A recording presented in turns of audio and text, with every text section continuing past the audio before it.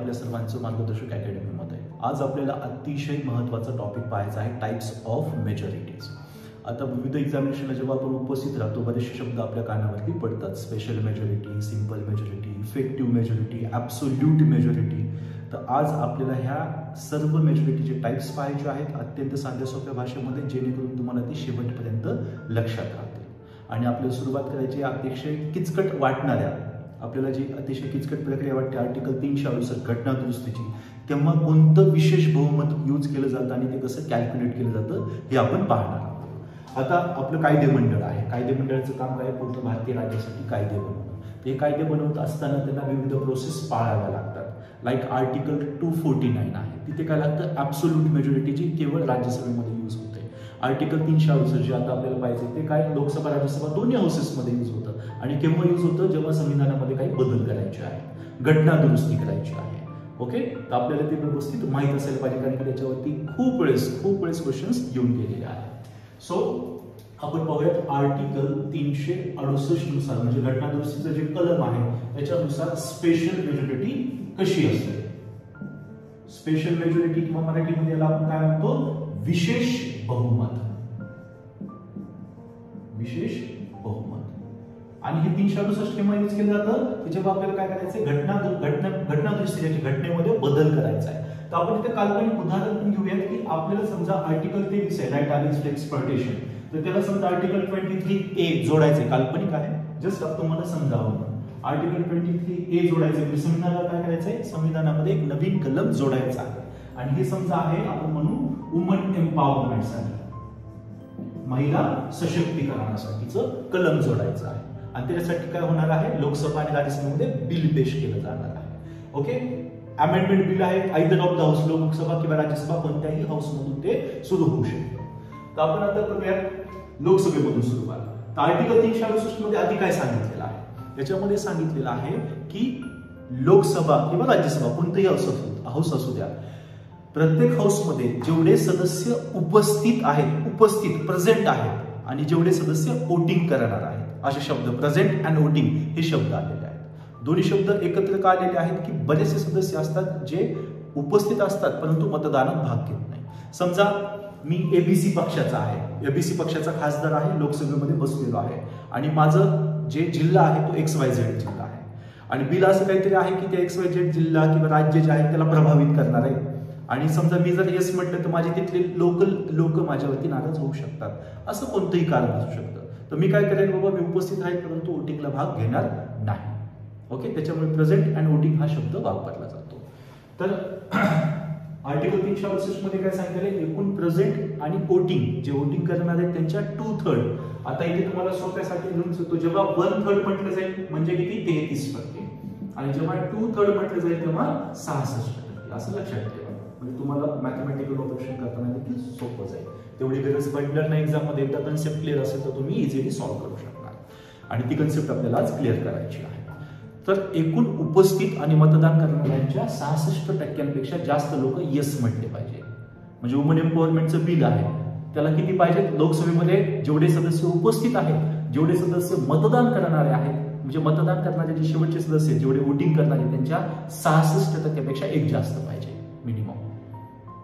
मग ठीक आहे, ती एक क्रायटेरिया पूर्ण झाली की आपल्याला एक गोष्ट कळली की बाबा जेवढे सदस्य मतदान करणारे त्यांच्या 2/3 जास्त लोकांनी हो म्हणायला पाहिजे. पण जेवढे लोक हो म्हणतायत, जी संख्या येते ना 2/3, ही जी 66% जी संख्या येईल ती लोकसभेच्या टोटल मेंबर्सच्या अर्ध्यापेक्षा जास्त असायला पाहिजे. आता लोकसभेमध्ये मेंबर्स किती येतात, आता आपण एकदम मॅथमॅटिकली आकडेवारी, सोप्या आकडेवारीमध्ये बघूयात, म्हणजे जेणेकरून तुम्हाला शेवटपर्यंत लक्षात राहील. आता लोकसभेमध्ये जर तुम्ही बघितलं सध्या 543 लोकांना मेंबरशिप देण्यात आलेली आहे. टोटल स्ट्रेंथ आपली 552 होती.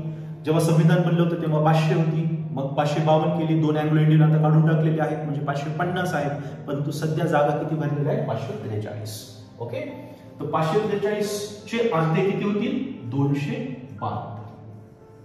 ओके, हे झाले किती, 50%. तसे 543. आता हेच बिल आहे समजू आपण वुमन एम्पॉवरमेंटचं, लोकसभेमध्ये इंट्रोड्यूस केलं. आता लोकसभेमध्ये इंट्रोड्यूस केल्यानंतर समजा लोकसभेमध्ये प्रेझेंट म्हणजे उपस्थित सदस्य होते किती 420 समजा 543 पैकी 420 उपस्थित आहेत, बाकी अनुपस्थित आहेत. कुणी बिमार असेल, कुणी विदेश दौऱ्यावर गेला असेल, कुणाला काही कारण असेल, पण 400 सदस्य उपस्थित आहेत. त्याच्यापैकी वोट करणारे किती आहेत 400 आहेत. 400 लोकांनी काय केलं वुमन एम्पॉवरमेंट ह्या बिलवरती वोटिंग केली आणि त्याच्यापैकी 300 सदस्य बोलले यस आणि 100 सदस्य बोलले नो. म्हणजे काही लोकांनी मान्यता दिली, काही लोकांनी रिजेक्ट केलं. 400चे 2/3 किंवा 66% किती होतात 267 आसपास. आणि इथे एस लोक किती बोलतायत 300 म्हणतायत. म्हणजे एकूण प्रेझेंट आणि वोटिंग एकूण उपस्थित आणि मतदान करणाऱ्यांच्या 66% जास्त लोक यस म्हणतायत. म्हणजे एक क्रायटेरिया पूर्ण झाला. की काय क्रायटेरिया काय पूर्ण झालाय, जेवढे सदस्य उपस्थित आहे आणि मतदान करणारे त्यांच्या 66% जास्त लोकांनी यस म्हणायला पाहिजे, तो पूर्ण झाला. दुसरा क्रायटेरिया काय की जो आउटकम आहे, जे लोक यस म्हणतायत ते काय पाहिजे, टोटल मेंबरशिप जेवढी आहे, टोटल मेंबर्स जे आहेत त्यांच्या अर्ध्यापेक्षा जास्त असायला पाहिजे. आता इथे किती आहे 300 लोक यस म्हणतायत आणि टोटल मेंबरशिप किती आपली 543.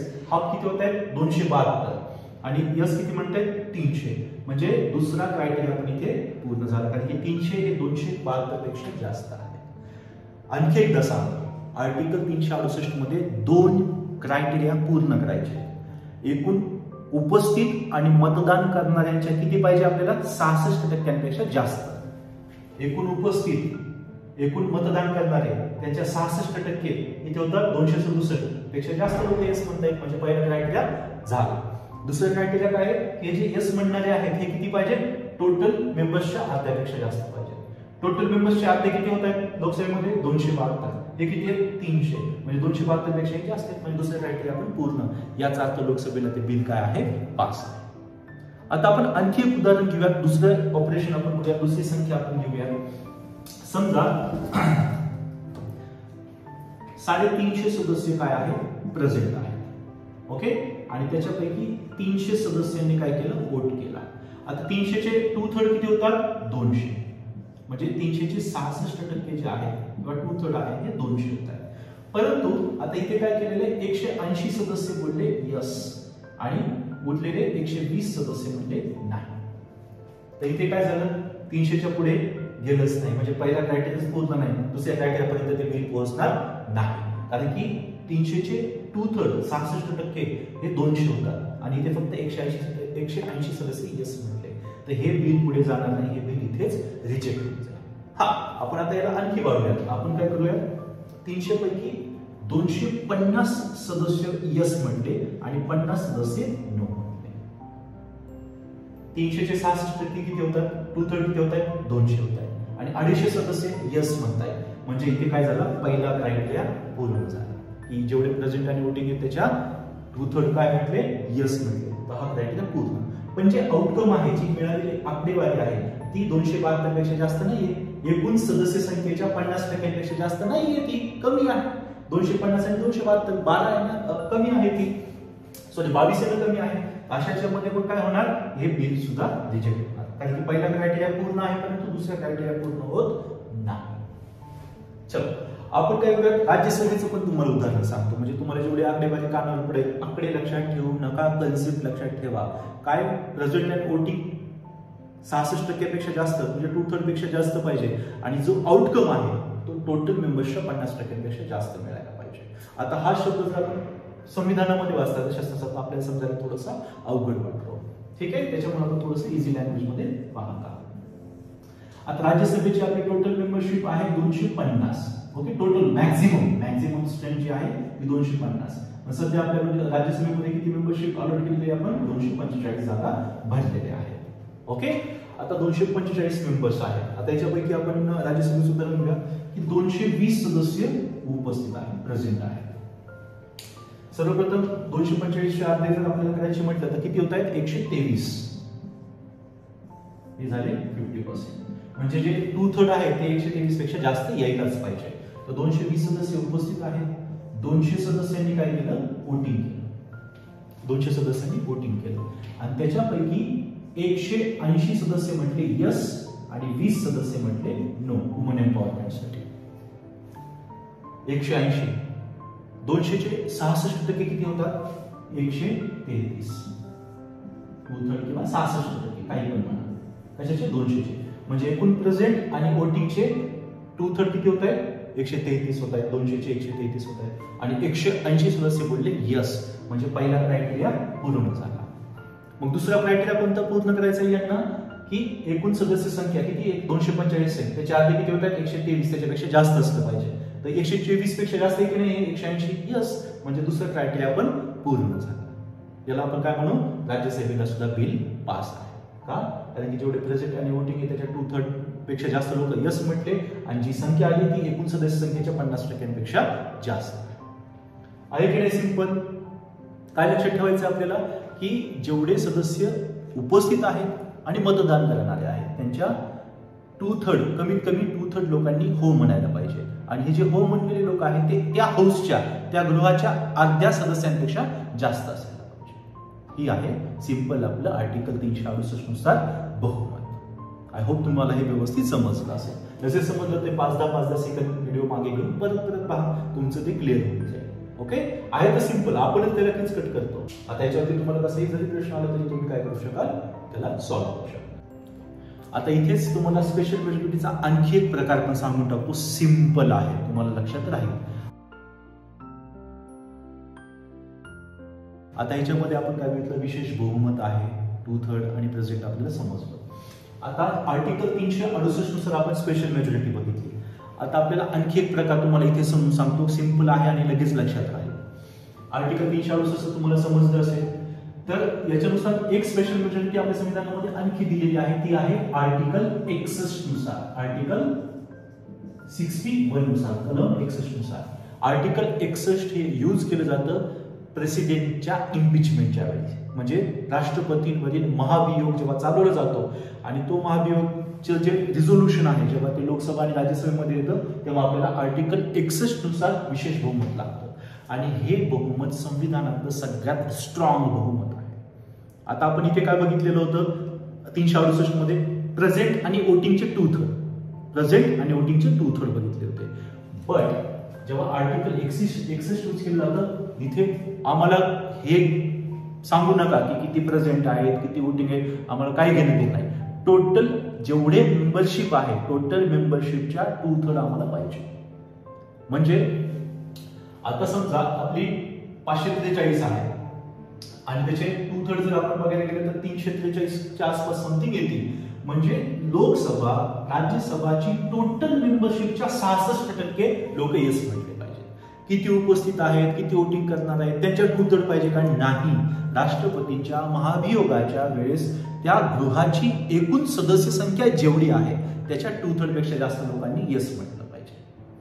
आतापर्यंत भारतातील कोणत्याही राष्ट्रपतीवर इम्पिचमेंटची वेळ आलेली नाही. त्याच्यामुळे प्रॅक्टिकली याचा यूज कसा होईल, कोण कसं नाही का काउंट कसं होईल हे आणखी घडलेलं नाही. पण लक्षात काय ठेवायचं आपल्याला? आर्टिकल 61 नुसार राष्ट्रपतींवर जेव्हा महाभियोग चालविला जातो तेव्हा दोन्ही गृह, लोकसभा असेल किंवा राज्यसभा असेल, त्यांच्या टोटल स्ट्रेंथच्या, त्यांची टोटल जी मेंबरशिप आहे त्यांच्या 66% जास्त लोक येस म्हटले पाहिजे तरच राष्ट्रपतीला काढलं जाईल. दोन्ही हाऊसच्या, लोकसभेच्या पण 2/3, एकूण लोकसभेचे जेवढे सदस्य आहेत त्याच्या 2/3 पेक्षा जास्त लोकांनी यस म्हणायला पाहिजे. एकूण राज्यसभेचे 2/3 पेक्षा जास्त लोक आहेत त्यांनी यस म्हणायला पाहिजे. तेव्हा राष्ट्रपतींना पदावरून पदच्युत किंवा महाभियोग त्यांच्यावरती सक्सेसफुल झाला असं म्हणता येईल. तर 368 नुसार जी मेजॉरिटी होती, स्पेशल मेजॉरिटी होती, ती एवढी स्ट्रिक्ट नाहीये जेवढी राष्ट्रपतींना काढताना आहे. इथे काय आपल्याला सूट मिळते की टोटल जी मेंबरशिप आहे ना त्यांच्या 50% जास्त पाहिजे एकूण प्रेझेंट आणि वोटिंगच्या जे 66% आहेत ते. ओके, इथे तुमच्या समोर दाखवलेलं आहे 543 टोटल मेंबर्स आहेत. त्याच्यापैकी प्रेझेंट आणि वोटिंगचे जे काही आहेत, प्रेझेंट आणि वोटिंग करणारे, तर त्यांचे किती 2/3 पेक्षा जास्त लोक हो म्हटले पाहिजे आणि जे म्हणताय ते 50% पेक्षा जास्त आले पाहिजे. म्हणजे याच्यामध्ये थोडंसं काय केलेलं आहे, ढील दिलेली आहे. म्हणजे एवढं स्ट्रिक्टली नाहीये जेवढं आर्टिकल 61 मध्ये आपल्याला पाहायला मिळते. तिथे आपल्याला टोटल हाऊसच्या 2/3 पाहिजेच. ओके, तर हे स्पेशल मेजॉरिटीचे प्रकार होते. आता आपण बघितलं आर्टिकल 368 नुसार विशेष बहुमत काय आहे. आर्टिकल 61 जेव्हा राष्ट्रपतींना पदावरून काढायचं आहे, महाभियोग चालवायचा आहे, ते विशेष बहुमत काय आहे. आता आपल्याला पाहायचंय आर्टिकल 249 नुसार स्पेशल मेजॉरिटी काय आहे. सोबत आपण इफेक्टिव्ह मेजॉरिटी पण बघणार आहोत आर्टिकल 67B नुसार जे आहे. आर्टिकल 249 हे काय आहे? आर्टिकल 249 मध्ये राज्यसभा, हे केवळ राज्यसभेमध्ये यूज केला तर राज्यसभा ही पार्लमेंटला काय करते? इम्पावर करते, म्हणजे सशक्त करते पार्लमेंटला, संसदेला, की पार्लमेंटनं स्टेट लिस्ट मध्ये कायदे बनवावे.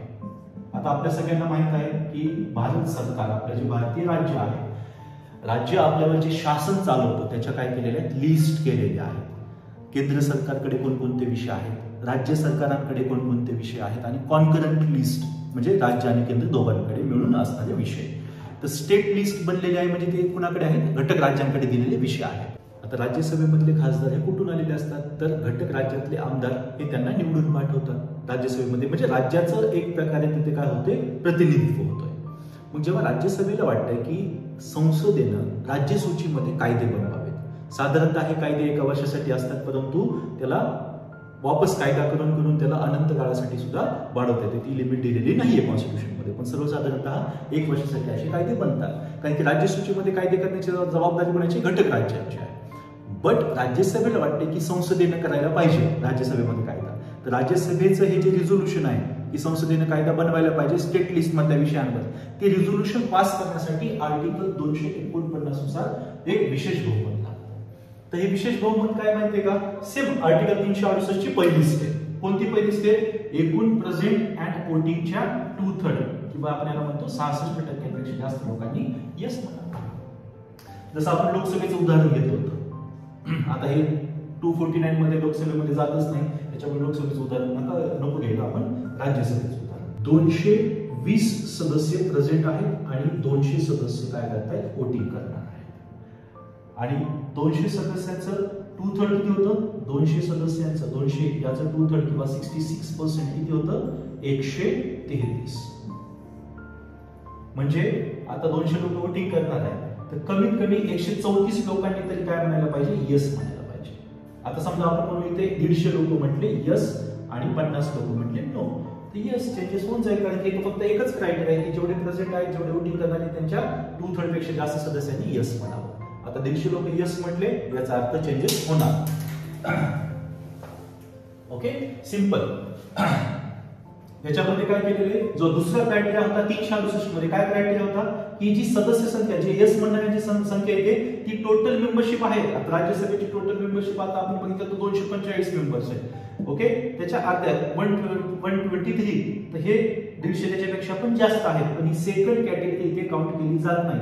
आर्टिकल 249 मध्ये फक्त एकच क्रायटेरिया आहे, एकूण प्रेझेंट आणि वोटिंग करणाऱ्यांच्या 2/3 पेक्षा जास्त लोक येस म्हटले पाहिजे. आणि ही यूज कुठे होती? आर्टिकल 249 मध्ये फक्त राज्यसभेमध्ये ही यूज होते, त्याच्यामुळे जास्त डोकं चालवायचं नाही. आर्टिकल 249 नुसार मेजॉरिटी कशा प्रकारची आहे रे बाबा, असा क्वेश्चन तुम्हाला विचारला तर आर्टिकल 249 नुसार जी मेजॉरिटी आहे त्याच्यामध्ये काय काउंट केलं जातं? तर एकूण उपस्थित आणि मतदान करणाऱ्या सदस्यांच्या 66% पेक्षा जास्त सदस्यांनी येस म्हणावं, बस इथेच थांबायचं. आणि आर्टिकल 368 मध्ये कोणती गोष्ट ऍड होते? की हे जे 2/3 येस म्हणणारे आहेत यांची संख्या एकूण सदस्य संख्येच्या अर्ध्यापेक्षा जास्त असावी, बस एवढं सिंपल आहे. आणि आर्टिकल 61 जेव्हा आपण बघितलं होतं राष्ट्रपतींच्या महाभियोगाचं, तिथे मात्र काय होतं? स्पेशल मेजॉरिटी एकदम स्ट्रिक्ट स्वरूपाची होती. किती प्रेझेंट आहेत, किती वोटिंग करणार आहेत, काही घेणं देणं नाही. आम्हाला काय? टोटल मेंबरशिपच्या 2/3 पेक्षा जास्त आले पाहिजे. ही आर्टिकल 61. म्हणजे आपल्या संविधानात सगळ्यात अवघड विशेष बहुमत कोणतं आहे? आर्टिकल 61 नुसार.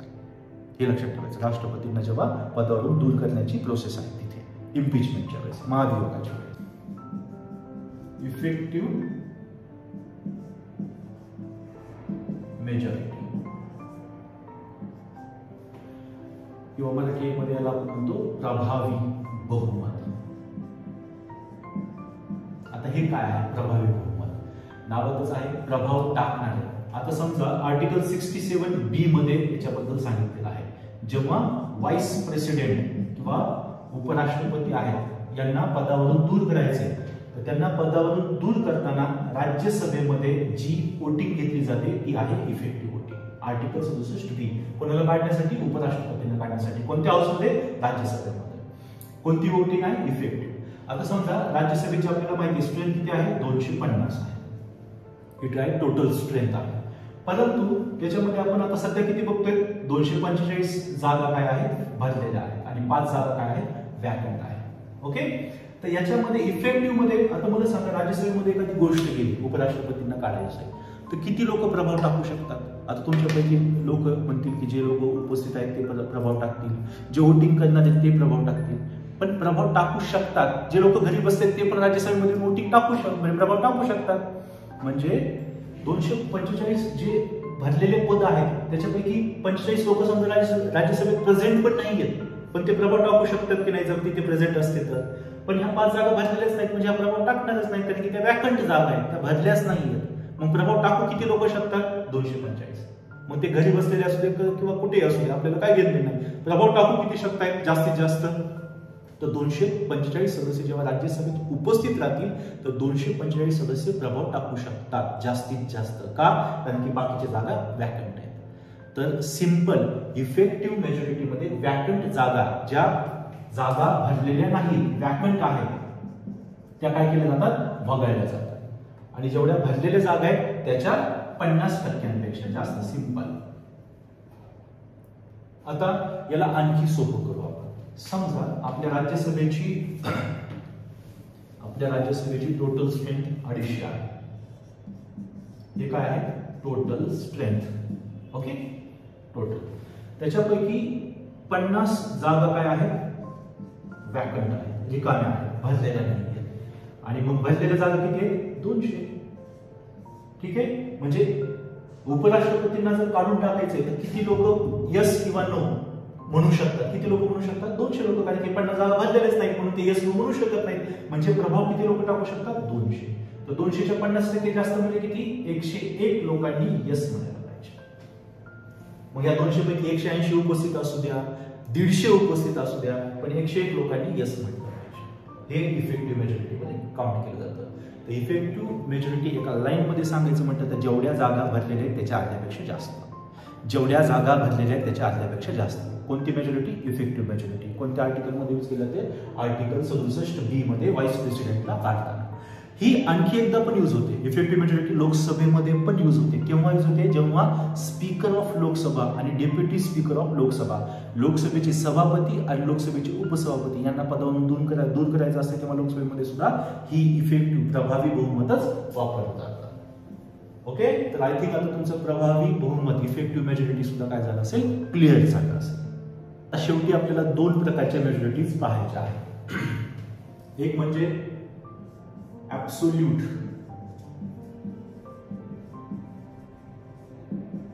मेजॉरिटी आणि दुसरी आहे सिंपल मेजॉरिटी. ओके, ऍब्सोल्यूटला आपण निरपेक्ष बहुमत मराठीमध्ये असे म्हणतो, निरपेक्ष बहुमत. आता हे काय आहे? ऍब्सोल्यूट मेजॉरिटीचा जो उपयोग होतो तो होतो केवळ लोकसभेमध्ये आणि तो होतो केव्हा? फॉर्मेशन ऑफ गव्हर्नमेंट, म्हणजे जेव्हा सरकार बनवायचं आहे तेव्हा होतो. आता नॉर्मली समजा आपल्या लोकसभेमध्ये 545 जागा आपण भरतो, 545. तर कोणत्याही पक्षाला जर भारत सरकारमध्ये आपलं स्वतःचं सरकार बनवायचं आहे तर त्याला कमीत कमी 273 जागा मिळवाव्या लागतात. कोणताही जेव्हा एक पक्ष 273 जागा मिळवू शकत नाही तर ते काय करतात? आघाडी बनवतात की माझे 100 जागा, समजा 3 पक्ष आहेत, तिन्ही पक्षाला 100 जागा मिळालेल्या आहेत, मग याचे 100 माझे 100 तुझे 100 असे 300 जण मिळून काय करतात? एक आघाडी फॉर्म करतात. जसं की आता आपण बघतो केंद्रामध्ये NDA आहे, बीजेपी आणि तिच्या सहयोगी पार्टी म्हणून काय केले? नॅशनल डेमोक्रेटिक अलायन्स NDA नावाची आघाडी बनवलेली आहे. तशीच काँग्रेस आणि तिच्या सहयोगी पार्टीची कोणती आहे? UPA, United progressive alliance. अशा आघाड्या बनवतात आणि मग आघाडीनुसार पण सरकार बनवतात. त्याच्यामध्ये मग त्यांचे इंटरनल असतात की बाबा तू मला 100 खासदार दिलेस तर मी तुला गृहमंत्री देईल, वित्तमंत्री देईल, तू मला सपोर्ट केला तर मी हे देईल. मग असे काय करतात? खाते वाटप केलं जातं आणि त्यांचं सरकार स्थापन होतं.